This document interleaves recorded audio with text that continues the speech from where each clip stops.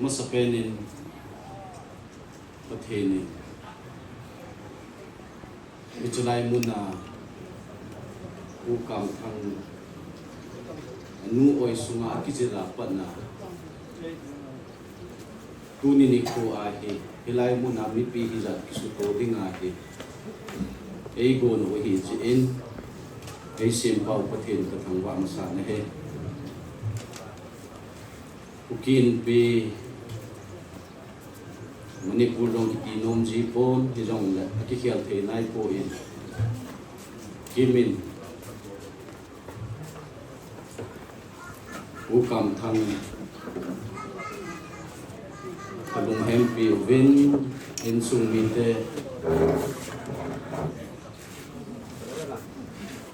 khatha se u vin in sung mi te ka tho gim u vin aji chu social na hin to na he sot ta in anato sung hin i district sungu hi han lang Manipur sunga i chen na jo siu mun di jong le KKL hi wang hin ukin pi in jong za thei chana aja a aboy ha sa again the thil zo si hi za thei chana aja he ti hi tunin alung dam sa chunga hin pa cha na ukin pi Manipur phangin pa cha na sang ta ka pe ne he ato na jo si a kita na to tong ngai na to gun chu na to at thi chana hin kho a hai ki chai chana ato na jo si a hin pa chat na le ta ka pe ben he KKL hi atam ki chai hi in pu kam thang dam mo hi ji chun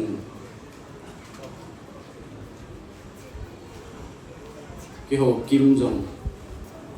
ka jin do ovin li tam sare khong bui ji chun kulanga ka na munuwa KKL to hom pi honen sei ji chun KKL dan bu dum jui chun hathum extend kan bol pi vin alathum chan be chui dam pi diu hom ki ti hi in da the jengin hi ji chun kalung hem na o ka hin pong som ben he mi him hi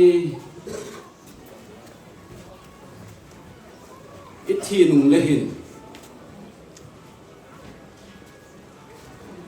ikipa cha no hi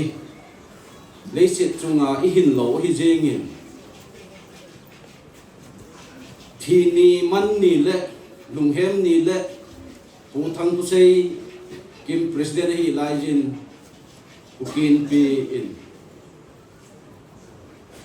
mi pi te het dingin thu pon khat anakin ni jin thi ni man ni tiu pichuwa hin pon khu na I bo lo hi a khu ding lom ho in khu han ti khat hi ini che pi wo hin hi jong le inga thei de ko bin ita bonga mitsin ko jin to ni la hin sum la pai zo en ki tho piu hitin apon khu ding lom ato khom pi organization ho ka he poi chule a in sunga abe pa ham ai lo le a in sung mi a khu di lom hin pon khu han lam a chi khom zo se hin sum la pai zo hin ki tho pi lew han athite alung hem te adinga hi phachom de ti khat he kukin pi in anaki phongin he jong le akizui thei po in ake ho je jong ka zui thei ji po vin hi chi hi tunin pu kam thang KKL president tu sot pen jong a hi in ama lom chung a hin ahong ki ko mi pi jo se ko ma kim thalangin tem na ka hin nei ki nei ka president pau hi kampo pi langa hi jin hong thei po in ama hong le lungmun na thu hem lang inam wa ding hi yong le tampi sei do ane de hi in hi yong le aman jong condolence message na bolwin lang in sung mi te ko ma lung hem pin na ana phung win na ti ji acho ka hong din do hi in chukil le litan sari kung lang thu hi tham khat tu chung kim ka kalsun nau tham khat hin report ning ting Christian chi hi win in ko teo tang kul ho hi in naga ti mayo hiti ichiwa hin a leader ho to ki ho na akinejin litan sarai kong amun kadal lo novin kukin pi minin kulanga ineyo kedat lo yo hin ke so hi in chule kukin pi hi in kulang area CCA zut klop lam kai ho hi in